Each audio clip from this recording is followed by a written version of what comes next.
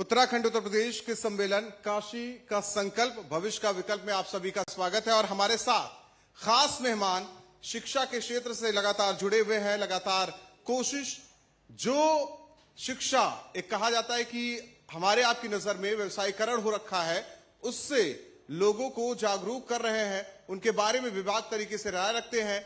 बच्चों का भविष्य कैसे हो, जिस तरीके से आप लोगों ने 3 मिनट के करीब की डॉक्यूमेंट्री देखी, स्कूल के बारे में आप लोगों ने जाना, क्या कुछ खास है उसके बारे में जानकारी दी गई। 1980, हालांकि मेरी जानकारी के मुताबिक 1980 मतलब सबसे पुरानी सीबीएसई बोर्ड का ये स्कूल किस तरीके से बेहतर तरीके से समाज के लिए काम कर रहा है। डॉक्टर राहुल सिंह जी, सचिव संत अतुलानंद कॉन्वेंट स्कूल के हमारे साथ मंच पर मौजूद हैं। सर, स्कूल को लेकर, शिक्षा को लेकर सवाल करेंगे, लेकिन जो हमारी थीम है काशी का संकल्प भविष्य का विकल्प, भविष्य के लिए संकल्प क्या है, यानी कि बच्चों के लिए आपका संकल्प क्या है?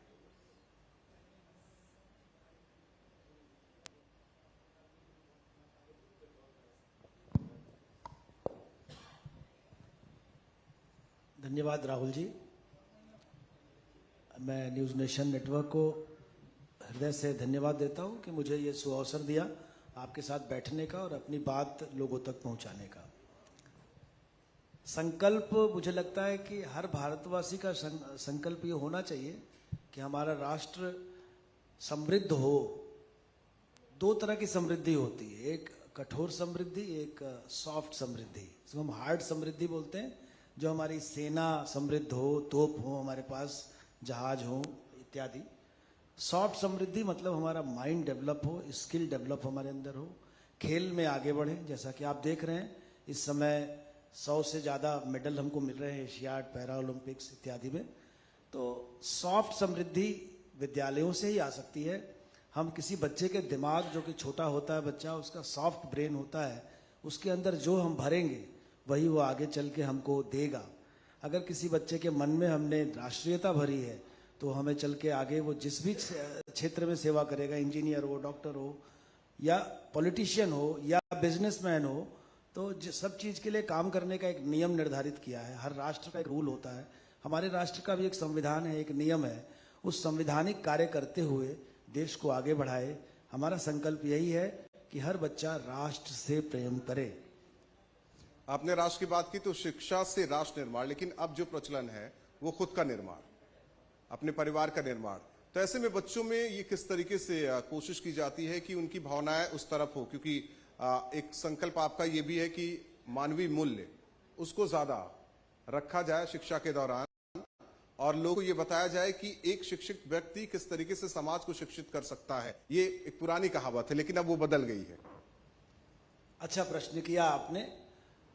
शिक्षा से राष्ट्र निर्माण, मैंने जो कहा था, शायद इस प्रश्न, उस उत्तर में भी आपके इस प्रश्न का उत्तर छुपा हुआ है कि अगर हम राष्ट्र प्रेमी किसी बच्चे को बनाते हैं तो राष्ट्र प्रेम क्या है? केवल हाथ में इंसास राइफल लेकर के सीमा पे लड़ाई करना ही राष्ट्र प्रेम नहीं है। आज जो काम आप कर रहे हैं जी, एक अच्छा संदेश समाज को देने के लिए आप एज ए एंकर आप इस चैनल के लिए कर रहे हैं। You might be getting some salary out of this, लेकिन इस काम को आप पूरी ईमानदारी से कर रहे हैं, यही राष्ट्र प्रेम है। जो कैमरामैन हमारे आज यहाँ कैमरे पे हैं वो अपना काम ईमानदारी से कर रहे हैं, यही राष्ट्र प्रेम है। जो इस लाइट को जला रहे हैं वो लाइट प्रॉपरली जले कि नहीं जले, हमको जो डायरेक्शन दिया गया उस डायरेक्शन के हिसाब से लाइट है कि नहीं है, यही राष्ट्र प्रेम है। इस कमरे की सफाई जिसने की है वो भी राष्ट्र प्रेमी है। और पान खा के सड़क पे ना थूकें, ये भी राष्ट्र प्रेम है। चलते हुए गंदगी ना फैलाएं, ये भी राष्ट्र प्रेम है। तो इतनी बृहद परिभाषा है कि मुझे लगता है आपका ये समय कम पड़ जाएगा और मैं बता नहीं पाऊंगा कितनी बड़ी परिभाषा है। बच्चे के अंदर हम वो सब फील कराते हैं, वो सब डालने की कोशिश करते हैं। हम पढ़ाते नहीं हैं। We try to infuse since last 43 years. मैं भी इस विद्यालय का विद्यार्थी रहा, मेरे अंदर भी यही इन्फ्यूज किया गया है कि अगर एक्सीडेंट हुआ किसी का देख लेता हूँ तो मैं रुक के अपनी गाड़ी में उसको रखने की कोशिश करता हूँ कि चलो नजदीकी अस्पताल में पहुंचा दें, ना कि छोड़ के निकल जाएं या भीड़ का हिस्सा बने। मैं ये नहीं चाहता कि भीड़ का हिस्सा बना जाए। हर बच्चे में डालने की कोशिश करते हैं। एक सवाल है आधुनिक शिक्षा जो अब बच्चों में वो दी जा रही है कि आप एक चीज चूज कर लीजिए, आप उसके पीछे भागते रहिए। और जो हमारा कहा जाए पुरानी या सनातन या वैदिक काल की बात की जाए तो दोनों में क्या सामंजस्य बैठाने की कोशिश आपके स्कूल द्वारा, आपके द्वारा, क्योंकि जानकारी के मुताबिक वंदे मातरम गाया जाता है, गुड मॉर्निंग, गुड इवनिंग और इस तरीके से गुड नाइट वाली बात नहीं होती, नमस्कार, नमस्ते, इस तरीके से जो एक परंपरा है, जो हमें लगता है कि सरकार भी सोचती है, जिसे सांस्कृतिक राष्ट्रवाद भी कहा जा रहा है कि जो हमारी परंपरा रहे वो भी जिंदा रहे और हम आगे बढ़ते रहे। आपने पता नहीं प्रश्न कहाँ से बनाए हैं ये मुझे नहीं मालूम है, लेकिन सांस्कृतिक राष्ट्रवाद तो अभी शुरू हुआ है जी। जब से हमारी नई जो इस समय केंद्र सरकार है वो आई है, और हमारे विद्यालय में पिछले 25 सालों से वंदे मातरम कहा जा रहा है, more than 25 years. Vande Mataram जो है वो इसको हिंदू का नारा बनाया गया, इसीलिए इसका ज्यादा हाईलाइट राजनीति ने इसको कर दिया। वंदे का मतलब अभिवादन है, मातरम मतलब माँ का अभिवादन है। कौन सा धर्म कहता है कि माँ का अभिवादन करना गलत है, मुझे बताइए। अगर धरती को अपनी माँ मानते हैं हम, स्वामी विवेकानंद जी अमेरिका से लौट के आने के बाद जमीन पे लोट पोट रहे थे, किसी ने पूछा ये क्या कर रहे हो, तो उन्होंने कहा था कि मैं इतने दिन विदेश में रह के आया हूं, पहले समय ज्यादा लगता था, पानी की जहाज से आते थे, तो मैं इस मिट्टी की सुगंध से एकदम अभिभूत हो गया हूं, मुझे लग रहा है कि मैं इसमें लौट करके एक बार फिर सुगंधित हो जाऊं। ये हमारे भारत की भूमि है, भारत की मिट्टी है, तो उसको माँ सलाम करना, उसका वंदन करना कहाँ गलत है। सांस्कृतिक राष्ट्रवाद से इसको बिल्कुल मत जोड़े। वंदे मातरम एक बहुत ही सुंदर नारा है जो हिंदू, मुसलमान, सिख, ईसाई सभी के लिए है।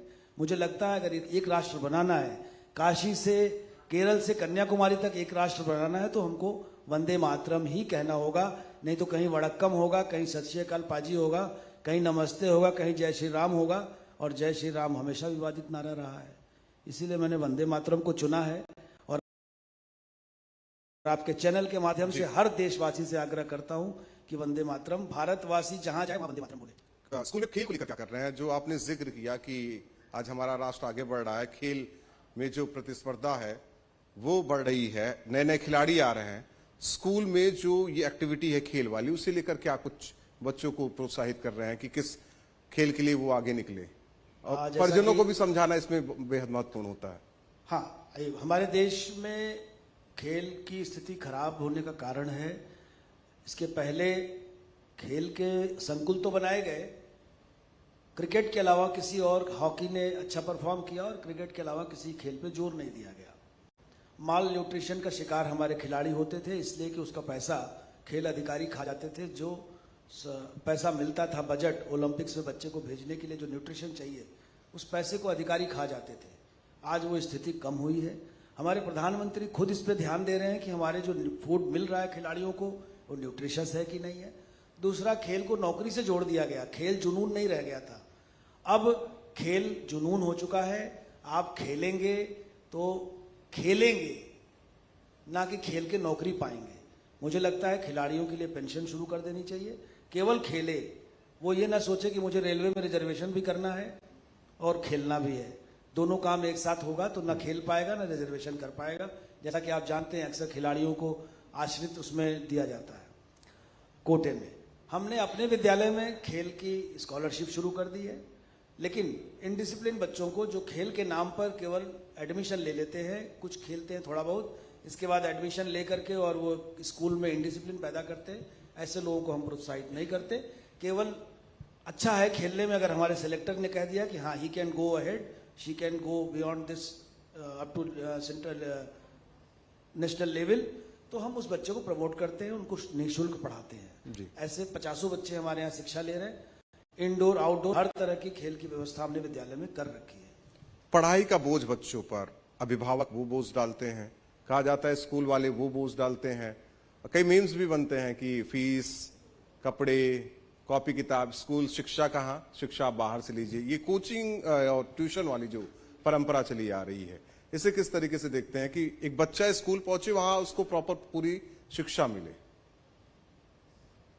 कई सारे प्रश्न आपने मिला दिए एक साथ, तो सबसे पहले मैं उत्तर दूं आपको ड्रेस का। जी, उसको ड्रेस नहीं कहते, यूनिफॉर्म कहते हैं, यूनिफॉर्म क्योंकि ड्रेस तो हम लोग अभी भी पहने हुए हैं। गणवेश गणवेश यूनिफॉर्म जी का शब्द का अंतर मतलब देखिए, जिसको हम यूनिफॉर्म कहते हैं मतलब एक जैसा। यूनिफॉर्म इज वेरी इंपॉर्टेंट, इसलिए कि हो सकता है मेरे पास 10 शर्ट ना हो, 10 शर्ट ना हो तो हम रोज बदल के नहीं आएंगे।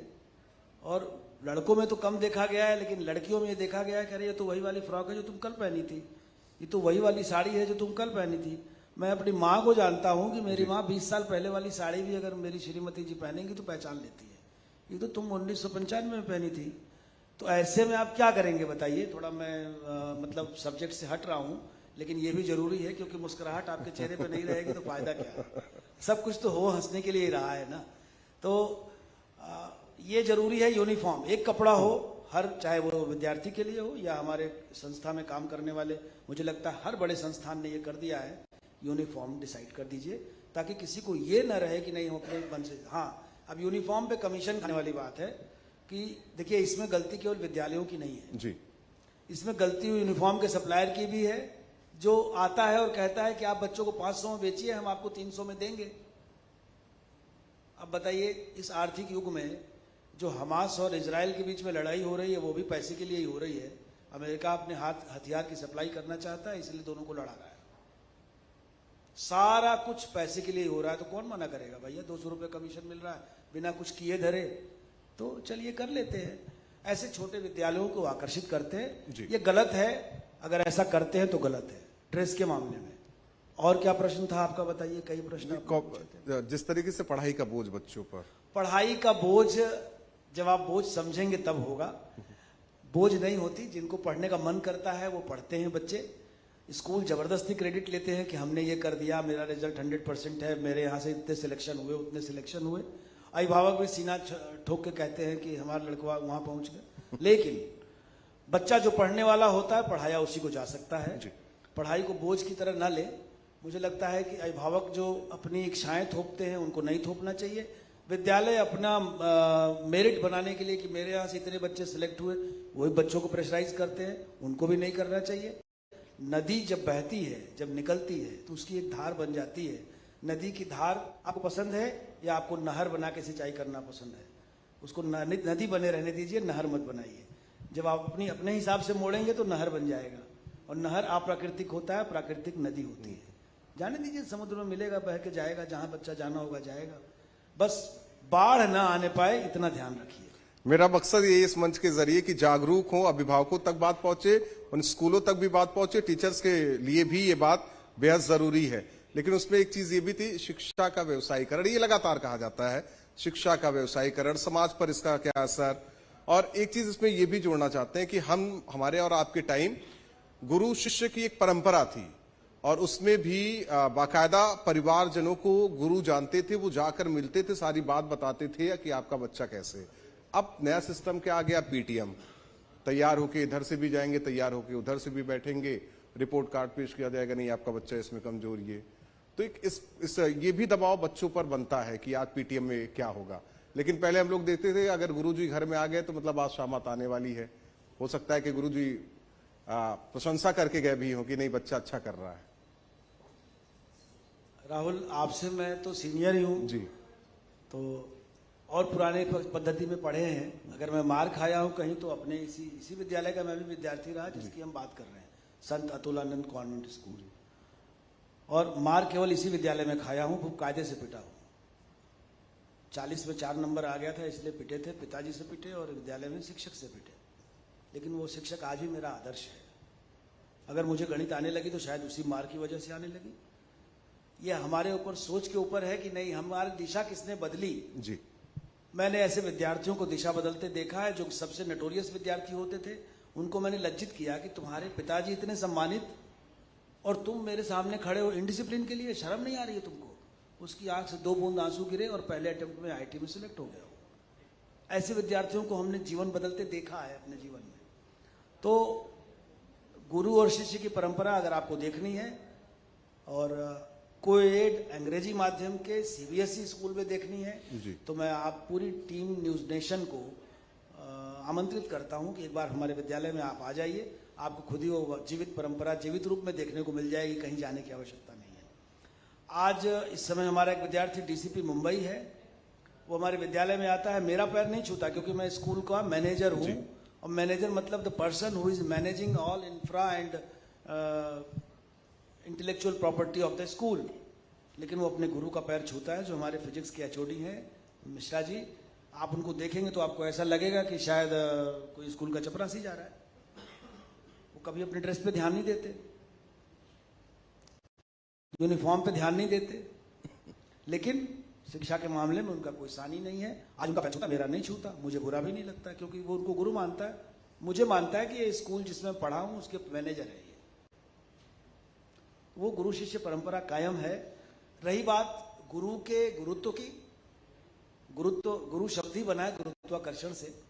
जब आपका अपना आकर्षण ही खत्म हो जाएगा, आप खुद ही दुनिया के गलत काम में लिप्त हैं और विद्यार्थी को कहेंगे, खुद आपने पता चला बियर पी रखी है, कहेंगे शराब को हाथ लगाए तो ठीक नहीं होगा, तो आप नहीं कर सकते हैं। गुरु का वो चरित्र नहीं रह गया है अब। और बहुत सारे विद्यालयों में, मुझे कहना नहीं चाहिए, गुरु को हर तरह से दबाया जाता है, गुरु उनको रहने नहीं दिया जाता। दे हैव बिकम टीचर, ना वो नौकरी कर रहे हैं, सेवा नहीं कर रहे हैं। ये मैं निवेदन करूंगा सारे विद्यालय संचालन करने वालों से, पूरे देश भर के, इस चैनल के माध्यम से जहां तक मेरी बात जा रही हो, उनसे निवेदन करूंगा कि उनको टीचर समझिए, उनको गुरु समझिए, और पहले आप उनको सम्मान देना शुरू करिए। सम्मान घर से शुरू होता है, तब विद्यार्थी देगा। अगर मैं जाके क्लास में टीचर को डांटूंगा तो विद्यार्थी भी उसका सम्मान नहीं करने वाला है। और कई बार एक बात और आती है, सॉरी मैं बड़ा लंबा बोल रहा हूं, नहीं ठीक है। अभिभावक घर में कह देते हैं, बच्चे को जरा सा एक हाथ किसी टीचर ने मार दिया, बच्चा घर गया, पापा आज मेरे बाएं कान पे मार दिए टीचर, हमको सुनाई नहीं पड़ रहा है। अब पिताजी उठ गए, हम लोग के पिताजी होते दाहिने कान पे एक लगाते, कहते बाएं से नहीं सुनाई पड़ रहा है तो दाहिने पे भी ले लो, इधर से ही मत सुनो।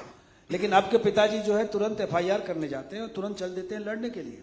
वो ये जानने की कोशिश ही नहीं करते कि टीचर ने मारा क्यों, क्योंकि वो शिक्षा के लिए पैसा दे रहे हैं। हम लोग 9 रुपए फीस भरते थे, अब 9,000 फीस लग रही है। स्कूल से मार खा के मेरे ये जनरेशन, क्या मेरे बाद के एक डिकेड तक, मैंने 1988 में एंटर किया था, 1998 तक के बच्चे भी अपने घर जाके कभी स्कूल की मार नहीं बताते थे। मैं गलत बोल रहा हूं, यहां दर्शक लोग बैठे हैं, बता दे कोई। आज क्यों ऐसा हो गया है, ऐसा माहौल, अभिभावक और उसकी माँ दोनों मिलके, माँ बाप दोनों मिलके बच्चे को ऐसा जुजुआ, जिसको हम कहते हैं बनारसी भाषा में, पैम्पर कर रहे हैं, अंग्रेजी में कहते हैं, उसको पैम्पर कर रहे हैं कि तुम बताओ हमको कौन सी कोटी काटा तुमको। हम बच्चे को स्ट्रांग बना नहीं रहे। तो मैं निवेदन करूंगा अभिभावकों से पूरे देश भर के कि उनको स्ट्रांग बनाइए, उनको मार खाने लायक भी बनाइए। मार तो खानी पड़ेगी, स्कूल से निकलने के बाद समाज की मार खाएंगे, समाज से अगर नेता बन जाएंगे तो वहां धक्का खाएंगे, व्यापार करेंगे तो वहां कंपटीशन का धक्का खाएंगे। धक्का खाने, मार खाने की आदत लगा कर हम सब गिरे हैं साइकिल चलाते समय, और बिना गिरे जो साइकिल चलाना सीखा वो कभी डेवलप नहीं पाया, अच्छी साइकिल नहीं चला पाया है। इसलिए आप इस संदेश को दीजिए कि अभिभावक पैम्परिंग बंद कर दे। इसी पैम्परिंग से एक सवाल भी उभर के सामने आता है, इंग्लिश पर ज्यादा जोर, अगर घर में भी तो हिंदी या खड़ी जो हिंदी भाषा है उसका भी इस्तेमाल नहीं, अपनी जो लोकल लैंग्वेज है तो उसे भूल ही जाएगी। इंग्लिश पर ज्यादा जोर कि बच्चा इंग्लिश अगर बोलता है तो ये मतलब समाज में भी ज्यादा जान पहचान, आगे बहुत निकल के जाएगा। ये कुछ इफेक्ट कर रहा है समाज को भी। 3 तरह की लैंग्वेज हर बच्चे को आनी चाहिए। एक होती है हमारी मातृभाषा, जो जहाँ हम पैदा हुए हैं, जैसे हम, अगर आप भोजपुर क्षेत्र पैदा हुए हैं भोजपुरी बोलेंगे, अवधी क्षेत्र पैदा हुए हैं अवधी बोलेंगे, बुंदेलखंड क्षेत्र पैदा हुए हैं बुंदेली बोलेंगे जी।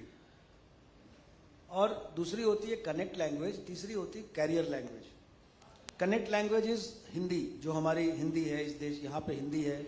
आप तमिलनाडु में जाएंगे तो तमिल होगी, तेलुगु में जाएंगे, आंध्रा में जाएंगे तो तेलुगु होगी। और कैरियर लैंग्वेज इज इंग्लिश और फ्रेंच और जर्मन और Chinese, whatever you can make carrier language. तो एज ए कैरियर लैंग्वेज अंग्रेजी सीखनी चाहिए, अंग्रेजी खूब अच्छे से आनी चाहिए आपको। भारतवर्ष के 5% लोग अंग्रेजी बोलते हैं, लेकिन वो इंग्लैंड की आबादी से ज्यादा है जी। तो हम तो, ये हमारी समृद्धि है कि हम अंग्रेजी बोल करके वर्ल्ड को कैप्चर कर लेंगे, इंटरनेशनल लैंग्वेज है। लेकिन अंग्रेजी सीखिए, अंग्रेजियत नहीं। आज भी हम गिरते हैं, चोट लगती है तो अरे राम रे, अरे माई रे मुंह से निकलता है। निकलता है कि नहीं निकलता है, कोई बता दे मुझे। अगर गिरने के बाद किसी के मुंह से ओ गॉड निकलता हो, तब मैं अपनी बात वापस लेता हूं।